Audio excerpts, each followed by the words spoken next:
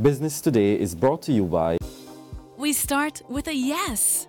But when life takes unexpected turns, you can still say yes to more. The Scotiabank Aero Platinum MasterCard credit card gives you points with every purchase that you can use to travel to anywhere. Plus, with just 20,000 Scotia points, you can say yes to destinations. With Scotiabank Aero Platinum MasterCard credit card, it's easier to say yes to everything. Apply today.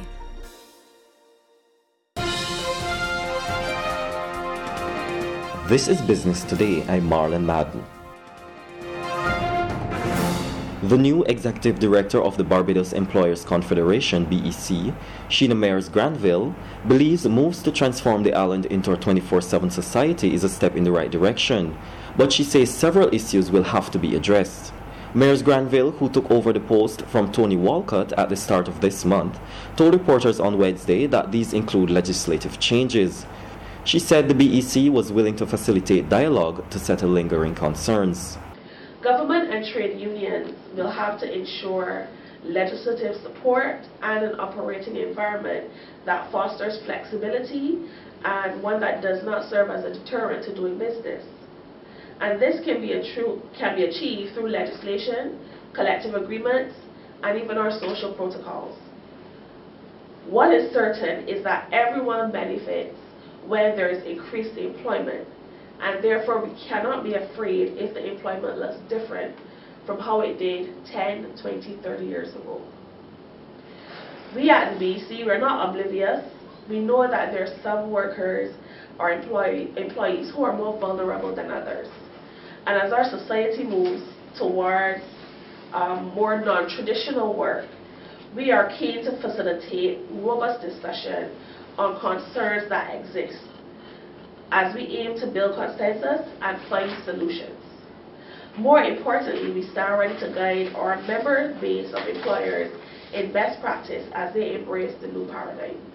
Mayers-Granville urged local employers and employees not to be afraid of embracing a 24-hour society, saying that the country stands to benefit.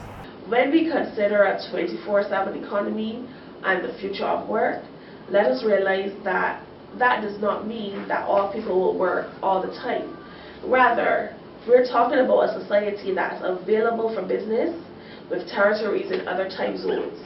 It means greater efficiency as workers have the possibility of working at a time of the day and from a place which is most conducive to them.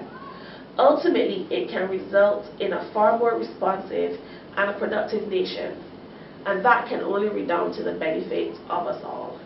During the media conference, the BEC launched its 2017 Employment Compass, its fourth annual publication which focuses on the future of work in Barbados. BEC's Human Resources Specialist, Brittany Brathwaite, is hoping that the release of the publication will increase Barbados' momentum towards a 24-hour society.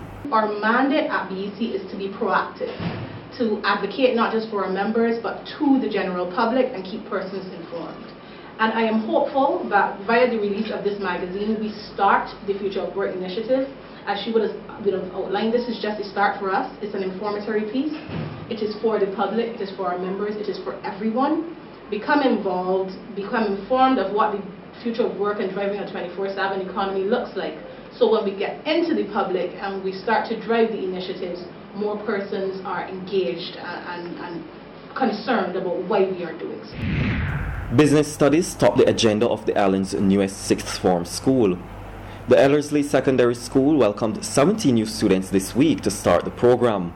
Principal Lieutenant Colonel Errol Brathwaite made the disclosure while addressing a Caribbean Organization of Tax Administrators essay competition presentation ceremony at the Learning Institution on Wednesday. He told officials of the island's revenue collection agency, the Barbados Revenue Authority, that he would be seeking their assistance. Aliyah Hazard of the Ellerslie School won third place in the regional competition. First place went to Montserrat and second place went to Belize. It's also a special day having the Minister of Finance as well as our friends from the Barbados Revenue Authority here, because as we begin our sixth form, our focus is going to be on business, management of business, entrepreneurship, and accounts. And so we may very well be calling upon you, ma'am, for some assistance in those to ensure that our students get the very best results that they can achieve.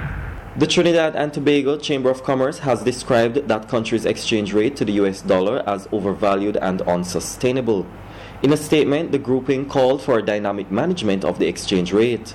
The Chamber said the overvaluation of the exchange rate in no way fostered the diversification of the local economy or competitiveness in the export of goods and services. Now for today's financial tip. One way to avoid excessive cash machine fees is by staying in your banking network. That's been Business Today. Join us again next Tuesday. Until then, you can get more business and news by logging on to www.barbadostoday.bb, subscribing to our e-paper, and liking us on Facebook. I'm Marlon Madden.